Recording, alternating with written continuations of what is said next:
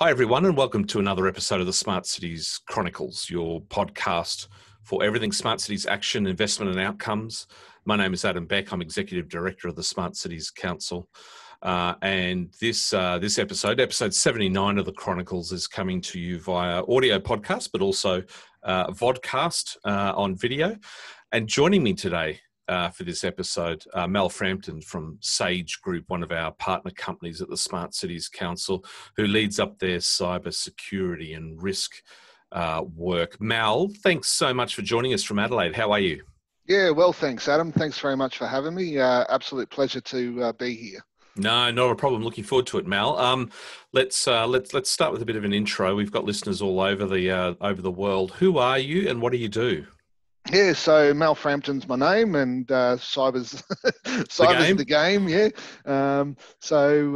But I've been brought on board as Sage's cybersecurity consultant, having a look at, I guess, building out their cybersecurity strategy, looking at the risk and compliance piece, and how we can project that not only, I guess, to the corporate aspects of the house, but also, how that's going to impact our customers and industry and all of that sort of stuff. The industries that we play in. So my background, 22 years in defence. I'm a Navy veteran, and for the last 8 years, I've been playing in the cybersecurity space. It was a great stepping stone to leave defence and come work with an organisation such as Sage. Some really exciting opportunities here. So, yeah, that's me in a nutshell, really. No, thank you. And this has got to be quite an interesting role, I'd imagine, Mal, because I mean the sectors and the type of projects that Sage gets into. I mean, you're a deployer, you're a designer, you're a manufacturer, you're an integrator. Sage is sort of a little bit unique in terms of sort of the whole of life and scope by which you get involved in technology and data projects. Yeah, for sure, exactly, and it goes beyond that as well, right? If we have a look at the industries that we play in, it's not just manufacturing. We delve out into the transport space, water, utilities, in some respects, electricity. And automation, data analytics with some of our partner and child companies as well, such as Newcon and Skills Lab. It's quite a diverse range of experience and, I guess, cyber knowledge that's required across all of those industries. Yeah. So, Mel, we're going to have a conversation about this hot off the press Australian government Cybersecurity Strategy 2020. For those that are on video, you can sort of see the cover there. And let's sort of start broad and narrow in over our time together. First of all, I mean, kind of what a year for cyber, right? I mean, you got at times most of the nation working from home. Connecting into the internet for school and work. You've got a backdrop of more IoT deployment ever now than has probably ever happened in the nation. And I suppose geopolitically, we got some tensions that, are brewing, and I don't want to get into politics, but I mean, it's just a really dynamic time for the cyber sector. Would that be a fair observation? Yeah, completely agree, mate. What's happened over the last 4 to 6 months with COVID, you're exactly right. Everyone working from home in a unique landscape. Now more than ever has it been proven that our digital economy has grown to such an exponential scale that we need to be doing more to protect ourselves online. And that goes beyond the realms of just, the basic cyber bullying and all of that sort of stuff that used to go on. Thinking outside the box of, okay, well, this is applied at work. How can I now apply these same sort of cybersecurity strategies and utilize those at home and in my personal life as well? One of the comments that came out of the cybersecurity strategy made by the minister was that the response to the pandemic has shown the importance of secure online connectivity, and how Australia's resilience and resolve to work together for that common goal is so important, and that's one of the key outcomes that's highlighted throughout the strategy document as well. And I suppose further to that backdrop of sort of now and 2020, you'd have to think, and I suppose I'm asking you for your view on this, you would have to think that with the likes of, my observation, the general positive experiences with work from home, for the majority, you'd have to think that there's going to be a bit of that sticks. And so therefore, remaining connected in a safe and secure way is only going to become more top of mind. I mean, this is not a flash in the pan. 2020 is when cyber counts. I mean, I can see that sort of from a national level, policy making strategy level, it's kind of here to stay, and it's only going to become sort of a bigger issue. Yeah, no, I agree, and I mean, moving away, I guess, from that government piece, it's about building those partnerships and sharing between government, industry, and in the community as well, right? Because that's, in my opinion, some of that has been missing in recent years. That collaboration space, we tend to keep a lot of our cyber knowledge and all of that close hold to our respective industries, our respective businesses, and all of that sort of stuff. And same at the government level as well. But how can we better share that knowledge? Knowledge is power. And when it comes to cybersecurity, that intelligence has real value to better protect not only our corporate systems, but certainly the operational technology environments, as well as our homes as well. IoT is massive, so and so many risks there that haven't even been realised yet. So yeah. Yeah, no, that's right. Okay, so for our listeners and watchers, if you're in front of a browser, jump in and sort of search Australia's Cybersecurity Strategy 2020. That's the document. You'll find it there. Mal, let's sort of look at the sort of the vision and approach to start with, and the document itself is it's quite an easy read. I mean, I'm a bit of a document structure readability nerd. It's kind of pretty straight up and down. It talks about sort of an overview, what the threat environment looks like, and then it jumps into sort of what the plan of action is. So it's kind of, as I mentioned, an easy read. There's this nice sort of, at a glance on a page overview. And if we start there, the vision, is for a more secure online world for all Australians so they can go about their business. The approach is that, that vision will get delivered through complementary actions by governments, businesses, and community. So that now directly speaks to your last comment there, right, around sharing information and knowledge as power. So they start pretty strong on this idea of collaboration and government and business and community working together. Is that new for a national cyber approach for Australia? Is that how we had been approaching it in the past? Can you give me a sense of this vision and approach that they've got here? Does it depart from, what's been happening so far? How new is this vision and this approach, or it's always been like this?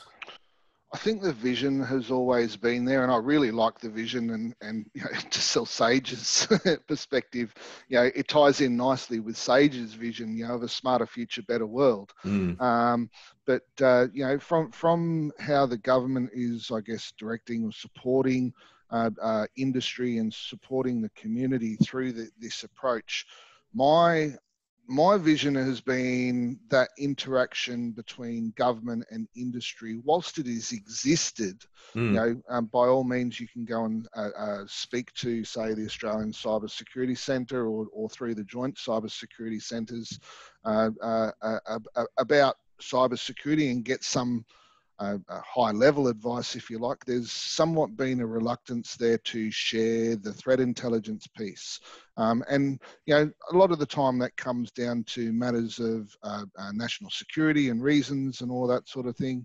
But, I think now more than ever, where we see some of the incidents that have been happening recently, look at the Toll Group, look at Lion, the Lion Beverage Group and so forth, some of the incidents that have happened there. There's a lot of information that can be gleaned and shared out of that to better protect businesses across the board, right? And that knowledge sharing, that collaboration piece, I think needs further development, and that's one of the key highlights of this strategy. But certainly, there's been the ability there to, for the last, I think it's the last 12 or 18 months, to establish partnerships with the Australian Cybersecurity Centre through their joint cybersecurity centre initiative that's now located in every capital city across Australia. So that's a fantastic opportunity, and certainly one that Sage has recently pursued and is in the process of signing up for as well. So is it fair to say, Mal, that we've kind of had more support and guidance around cyber than sort of in the past? Definitely now, I think so. Yeah. And, as this strategy comes to fruition, I think we're going to see some significant advancements and improvements in that collaboration piece as well. Yeah, and look, I know we're talking about the national strategy, but when you see the likes of Minister Victor Dominello in New South Wales and the sort of the tidy sum of money that they've put up as well to sort of build cyber capability. I mean, they've got a very bold ambition around New South Wales being sort of a global leader in cyber. They're pretty sure signs that. Things are certainly getting more serious from an action perspective and sort of managing risk. No, I completely agree. And look, I like we spoke about recently, I think every state has got their finger in the pie to become that national centre of excellence, if you like, here in South Australia. Premier Marshall recently, or last year, I think it was, signed a partnership with the governor of I think it was District of Columbia from Baltimore, establishing a partnership with South Australia there. Baltimore or that District of Columbia in the USA is a prime hotspot for the US's cyber collaboration and all of that sort of stuff. And the Premier's vision was establishing the Australian Cyber Collaboration Centre, or now known as A3C, I think it is, down at Lot 14, which is the old Royal Adelaide Hospital site here in Adelaide. So, everyone's got their finger in the pie and wants a piece of this, which is fantastic, provided that we are collaborating and working together on that common vision, that common approach, and that common goal. Yeah. Let's move through a couple of things here. The cyber threats and the threat environment, as they describe it, they're using words like it's evolving rapidly, it's becoming more complex. I imagine that across different sectors, and there's an interesting graph in here that sort of maps the cybersecurity incidents by sector. Yep. Last sort of financial year, July 2019 through to June 2020. And it's this bar chart, and it shows that, the Australian government was the biggest hit. Then it was state and territory governments. Then it was other, which I assume is probably local government. One that stood out for me, Mal, I don't know if you can shed any light on this one. Well, a couple of observations I take. I'd be keen on your perspectives. Health seems to be a really big sector getting hit hard, which I kind of never really thought about that, but I kind of get it now, I think. I was surprised that transport was so low, and I think not that transport was so low or water and comms, but I think it's just that the health one had so many, like almost at times, a doubling of the number of incidents. Is there any light you can shed on that? What's going on in the health sector? Look, we only need to have a look at what happened to the NHPS over in the UK in recent years that gives some, I guess, emphasis on the health industry regulations that now apply for cybersecurity. Health is certainly one of those sectors that has some regulatory compliance around it.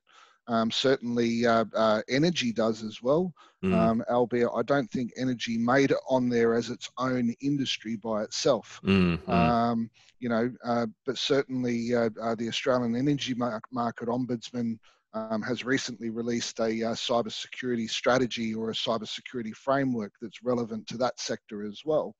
Part of the reason I think why we're not seeing the lower figures in some of those sectors such as transport and water is because the regulatory requirements are not necessarily there. They don't necessarily exist across some of these sectors yet.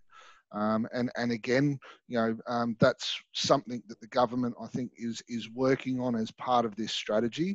But it can't be a blanket approach, right? Yeah, certainly there are some cybersecurity considerations that are going to affect all industries. But when we start talking about personal information from a health perspective or critical infrastructure from utilities, energy, transport, and all of that sort of stuff, and move into telecommunications, there's certainly going to be separate regulatory requirements, particularly where we're talking about essentially from a cyber perspective, we're ethical hackers, right? So, we have visibility into all of these systems and all of this data and all of this information.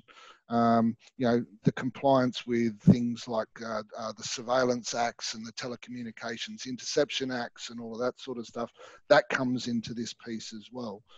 So I think as those regulatory outcomes develop, we'll see increases.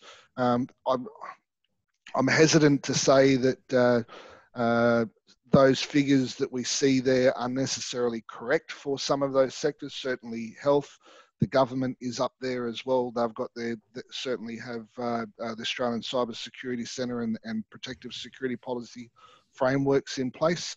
How that evolves into those other sectors, however, I think we'll see an increase in those figures. Yeah. Mel, you've mentioned just regulation and requirements a few times. I'm a cyber novice. Let me ask this question, and I hope it's not a silly question, but and I hope it makes sense. But who's responsible for cyber? Great question. Is it kind of like every organization for themselves, or I don't understand the kind of, who leads, who follows, government enacts things and markets respond to that. But is it kind of generally everyone for themselves? And I'm thinking of sort of small businesses as well, right? Yeah, Who often wouldn't play in this space much. What kind of response could you give to that idea of a question? Yeah, certainly, government has been regulated for a number of years now, but, where we talk about those small to medium-sized businesses, and even large industry as well, how you build up your cybersecurity strategy, who's responsible for that, it's been every man for themselves. The leadership piece is partly addressed in the cybersecurity strategy, that government needs to take a lead role. But one of my catch cries, and I take it from one of my previous leaders when I was in defence, is cyber is exactly like safety, right? Safety is everyone's responsibility, and for that reason, security needs to become a part of, or needs to become exactly the same. It needs to become everyone's responsibility, and that's been my catch cry to Sage Group. Is that security is everyone's responsibility, but who takes the leadership in that? That's up to at the moment, it's up to organisations to define that themselves. Yeah. Is it a case that we're getting? Are we getting better at cyber? Okay, and I probably, we've got the strategy here, and New South Wales investing lots of dollars, cyber centres popping up everywhere. So sort of government and that sort of public sector, of course, we're seeing some very visible signs that at least strategy and money is flowing better. Out on the street, Mal, in the average home that's now schooling and working from home, are we generally getting better at cyber? I think so. Yeah. I've certainly seen a lot of that over recent months from my perspective here at Sage. I've had people coming and asking, what are the sorts of things that I can do at home to improve my cyber worthiness at home. How can I better protect my network? What sort of things can I do when looking at devices that I'm going to purchase and connect to my home network? So the message is getting out there.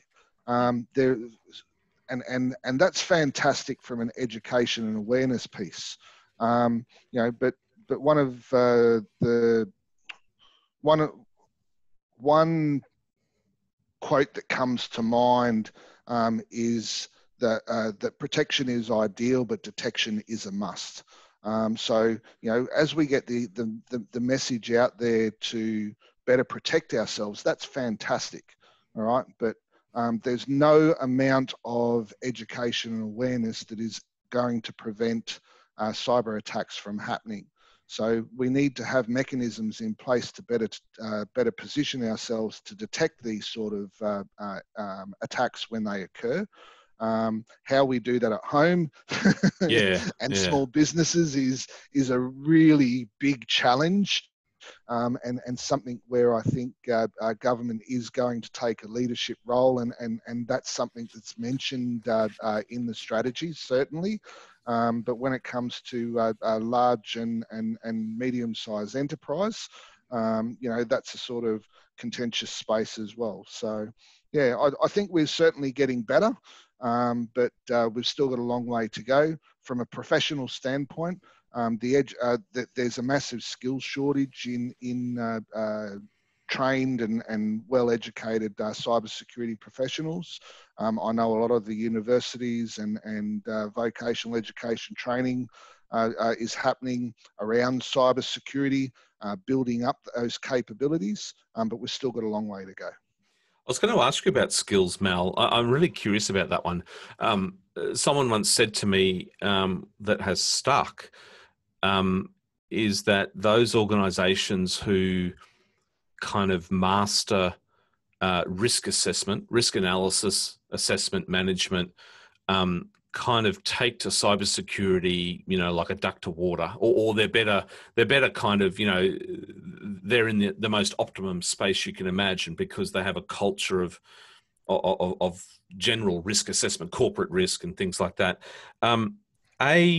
Is that, would you sort of agree on that approach? And B, that idea of making, security everyone's job, yet we've got a shortage of skills. How kind of transferable is that? When I consider that comment around, if you're good at risk assessment, that's a pretty good starting point. We've got thousands and thousands of project managers, that are acutely trained in risk assessment. Is there potential transfer there? So two lofty questions in there. The one around the one around risk. Yes. If you sort of got a culture of risk assessment and management, you're sort of in a pretty, you're in a good place. And then B, skills transfer. A lot of people know about risk, but may not be in the cyber field. Is that an opportunity? Yeah, look, certainly the risk awareness piece is huge, and is integral to any effective cybersecurity strategy. Understanding where your cyber vulnerabilities exist in a network is fantastic. It's having, but where I talk about the skill shortfall is probably more in the technological space, and being able to identify where those vulnerabilities are. And in fact, if they are actual vulnerabilities, right?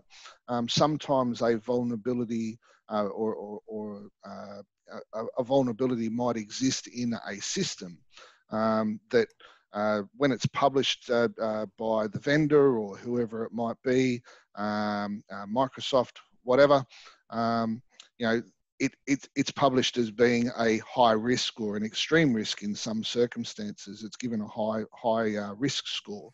And quite often I find that a lot of people go into panic mode around that. And for good reason, I understand why, but when we have a look at the technical controls that we might already have in place on a network, the network might be segmented or isolated. There might be a whole ton of other controls in place to protect that particular system, whether that's an intrusion detection, intrusion prevention system, firewall rules, access control lists. I mean, the list goes on, right? And it's an onion-layered approach to protecting our critical assets from the adversaries, but the vulnerability still exists on the inside. Yeah. Now that vulnerability might be high, but because of all those other controls that I've got in place, the mitigation now makes that as being a low risk vulnerability. So it's not so much cause for panic. Can you just repeat the second part of your question? Yeah, the skills and transferability. Have you got any sense of people switching professions, from those project management or other sectors into cyber, given sort of the high demand and the level of investment that's going into it? Yeah, certainly bringing that risk awareness piece. But where we talk about, a framework, or the one that I'm familiar with is the NICE framework. So the National Institute of Standards and Technology out of the US has developed a NICE or NICE framework for cybersecurity education. A critical part of that is risk.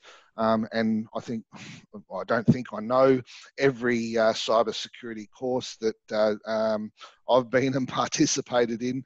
The risk piece is a huge component of that. Is where I think there's a lot of transferable skills is from those that are already working in the IT industry with a systems administrator, or certainly network administrator, network engineering, systems engineering background, that can easily transfer over into this cybersecurity realm. There's a lot of, when we start talking about networking and the layers of networking and the way that these systems communicate with one another, I don't think it's, my opinion anyway is that people from a project management background may not necessarily be suited to a cybersecurity role, if that makes sense. Yeah, sure. Yeah. Where would you peg our education and training in cyber? Are we kind of, thumbs up, thumbs down, sort of world leader, laggard, or somewhere in the middle? Yeah, I think we're somewhere in the middle. Yeah. Okay. So let's get into the sort of the meat of this document. And it's, as I said, it's kind of pretty straight up and down, right? The vision is there, and then they have what seem to be these three core pillars that they then outline a suite of actions, and then sort of investment dollars beside each one. So actions by government, actions by businesses, actions by the community. And again, that is picking up what seems to be quite a strong theme through the strategy, which is this collaborative approach. And reading between the lines, it's saying here that if we want to be secure and safe, we all got to share the load here, and we all got to play our part. So actions by government, I think I think sort of a lot of that is sort of out sort of in the public realm, announcements and policy and things like that. The actions by businesses and the actions by community, I wouldn't mind touching on for a moment. Sure. It says very early on, there's a key action of uplifting the cybersecurity of SMEs, small to medium enterprises. And of course, the Australian economy is underpinned by small to medium enterprises. Can you share your thoughts on where we've been with cyber and SMEs and kind of, how it compares to the language that's coming through in the strategy? Was this a gap that we used to have and we're sort of just starting to fill it now? Or has there been a strong focus on, security of SMEs, forever, and this is just consolidating it, so to speak? Yeah, no, look, that SME space, I think, has been a big gap across the entire sector. A lot of particularly small enterprises where they're working on a laptop from home or a single laptop in the office and a mobile phone, for example, tethered to whether it's a basic internet connection. Could be working out of somewhere where they're tethered and connected through a public Wi-Fi service or something like that. Massive risks associated with that. I've seen it. I've got a good friend of mine who runs his own small business, manufacturing small components, and just through, I guess, I wouldn't go as far as saying ignorance, but certainly lack of education and awareness, succumbed to a ransomware type threat. His home computer was ransomed, and then a couple of weeks later, he also had another incident where he became a bit of a clickbait and was asked to provide some Google Play cards to someone to remote in and fix his computer, for example.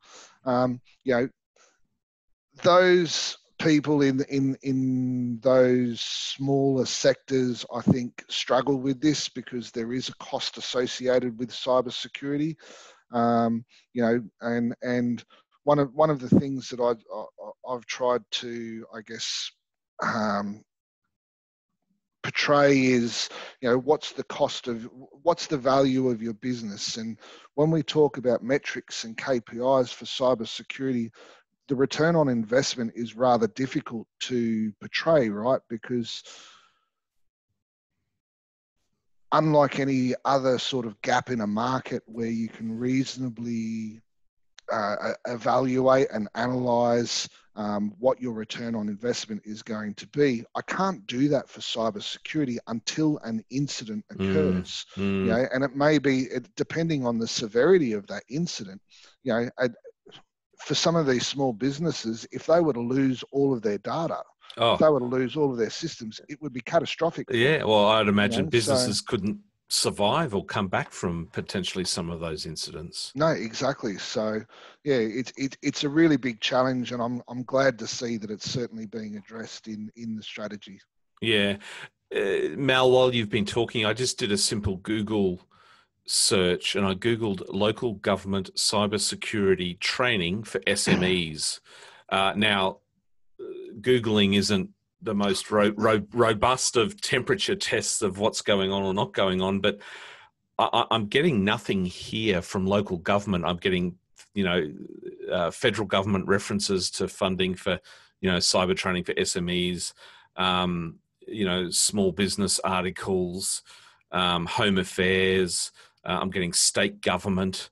I don't know whether to be concerned. I don't know whether that would be standard, but we have 500 and whatever local authorities around Australia. A number of them have small business functions, helping them with Facebook pages and other kind of training. Is it just a matter of time before cyber becomes part of the curricula of local government engaging with SMEs, or am I thinking a bit too sort of rainbows and unicorns there? No, look, I certainly don't think it's rainbows at all. There is talk in the strategy. I can't remember exactly the figure, but it does talk in there about government providing small and medium enterprises with some security awareness and training packages. What that looks like at the moment, I don't know. I think it's probably going to more target that marketing space around social media and how to lock down and better control your social media and your marketing platforms and all of that sort of thing. But it goes as far as looking at reputable organisations or reputable vendors and brands when you're wanting to employ some sort of product, whether it's a CRM tool, or whatever it might be. There are a lot of products out there that are low cost, but are they best bang for your buck, if that makes sense? And one of the comments that it makes in the strategy is, it's not a case of one size fits all. It does in cyber, one size doesn't fit all. It's about finding that balance of the objectives of the cybersecurity aspects, the physical security, personal security, and supply chain protections across all sectors. So yeah. Yeah. Our friends at the Internet of Things Alliance, I believe, are working on a pretty bold and ambitious project. It resembles something like a sort of a kite mark kind of label around cyber and particularly IoT devices. This sort of resonates with me and probably most people. We've got the star rating for fridges and TVs, and when you buy cars with the fuel consumption. So that kind of product disclosure idea, where is your headspace at with kind of that idea of, like a cyber disclosure certificate, statement or mark on sort of products and sort of similar componentry and the technical aspects of our smart cities? Yeah, look, from an information management perspective, it's certainly something that's been looked at from an international standards perspective, but how that applies to IoT, I'm not entirely sure. It's not necessarily a space that I have myself delved into yet. I'm still reasonably new with Sage, and that IoT space certainly is somewhere of significant risk, and I'd love to see some form of check, standard for these IoT devices to say that they've met some form of compliance, but how that's achieved. Particularly when these devices are coming left, right, and centre from everywhere over the world, and how that's evaluated from a certification and accreditation aspect. That's going to be a really big challenge, I think. Yeah. Well, that field, there's 3,000 sensors, new sensors every day. Every day, kind of thing. It's rapidly changing. Okay, so back to the strategy, Mal. What do we got here? We've got 20 pages, which essentially, page 18 to 39. A bunch of pages with strategies, action plans, all kind of good stuff. Were there any glaring gaps in there that you picked up on? That sort of core part of the strategy, which is bullet points, pages and pages of bullet points of the initiatives, the programs that they want to do. was there anything that sort of stood out in terms of holes or gaps? Oh, you're on something happened with the audio, Mel. Sorry. Oh, sorry. Yeah, that's all right. I coughed a minute ago and had to put myself on mute. So, That's all right. Nothing really stood out or was a gap to me. Yeah. It's certainly come a long way from the first strategy 4 years ago, and the piece that was mostly missing and is highlighted in this is that collaboration piece between government, industry, and the community as well. Yeah. And that's certainly a big focus here. Yeah. There's nothing really that stands out to me Yeah. as being a gap or missing. I think it's been really well considered, Yeah. and the collaboration process that occurred for this strategy to be developed. Telstra CEO Andy Penn, the ex-US Department of Homeland Security director, and various other stakeholders. The ability for industry and community to contribute to the development of the strategy, I think, was a fantastic initiative of government and the Australian Cybersecurity Centre to get to where it is. Yeah. Okay. Well, let's go for our final sort of technical question before we wrap. Page 44 through to 47 or so. Implementation and measuring progress. I always like to see a heading in a strategy that has implementation firstly, but also measuring progress. And we're confronted with a set of metrics, again, structured around those kind of core areas of metrics for government, metrics for business, metrics for the community. I like metrics. It gives you half a chance of trying to measure something, so that you can improve and track. Is there anything in the metrics? Well, first of all, you'd have to agree that metrics are a good inclusion. How do you think we're going to go based on, I suppose, history in terms of our ability to genuinely measure our progress and track outcomes? Yeah, that's It's a hard, yeah. It's a really hard one. Yeah. Look, I really don't have an answer to that. I'm sorry, Adam. We got to wait and see, don't we? Yeah, that's right. If I can relate it back to where we spoke earlier about that bar chart, across the various industries and sectors, as to, I guess, the amount of incidents that are occurring. I expect that, from a metrics perspective, we'll see that increase somewhat exponentially across some of those other sectors that don't necessarily have those regulatory frameworks at the moment. But is what I'd like to see, I guess, in a future rendition, if there was, is, okay, there's been this many incidents that have occurred across these sectors, but what has been somewhat of the cost? And when I talk cost, it's not just the dollar value, right? It's the amount of systems that were impacted, the amount of users that were impacted, all of that sort of stuff. So, but I don't really have that answer at the moment. Yeah, no, that was a tough one. Thanks for giving that one a crack. So, Mel, last question, kind of 2020, what's left of it, 2021 coming up. What are you most looking forward to? You got a pet project or a sort of a watching brief on anything in particular that you want to share?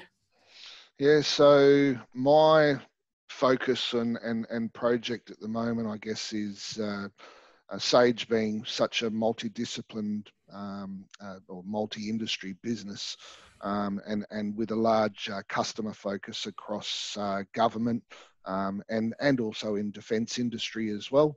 I'm currently working towards a membership or partnership with the Defence Industry Security Program, which largely aligns to the Protective Security Policy Framework and the Information Security Manual requirements and controls across 4 key areas of governance, physical security, personal security, and cyber security. So that's my pet project at the moment.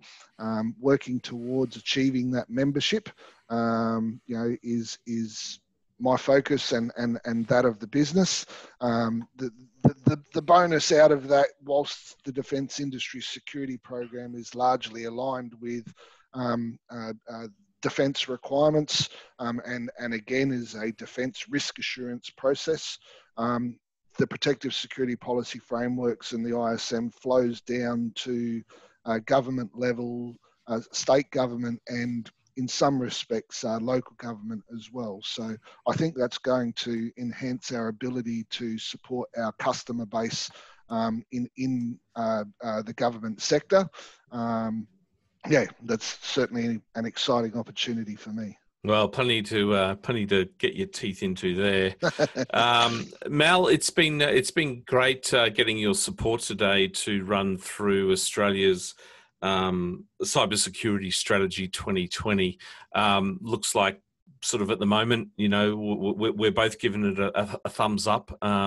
Important work. Good to see some dollars there, some funding, collaborative approach, how they've gone with sort of a structure around making sure that government and business and the community have sort of got their own key actions and their own heavy lifting that they need to do, all in one document. So good signs there. And of course, the next little while is going to be an important time for our national cybersecurity. So thanks so much for joining us today on the Smart Cities Chronicles.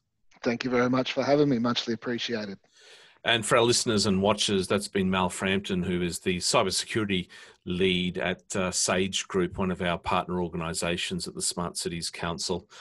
For those of you who are not subscribing to the Chronicles, you can do so on whatever your favourite podcast platform is. And of course, for those that want to watch this or want to share it, you can also find the video on our YouTube channel, Smart Cities Council Australia, New Zealand. Our website has the podcast as well, smartcitieschronicles.com, and you can also send us an email at any time at the email address chronicles@anz.smartcitiescouncil.com. My name is Adam Beck, the host of the Chronicles. We look forward to bringing you another episode very soon. Stay well, stay safe. Thanks for joining us.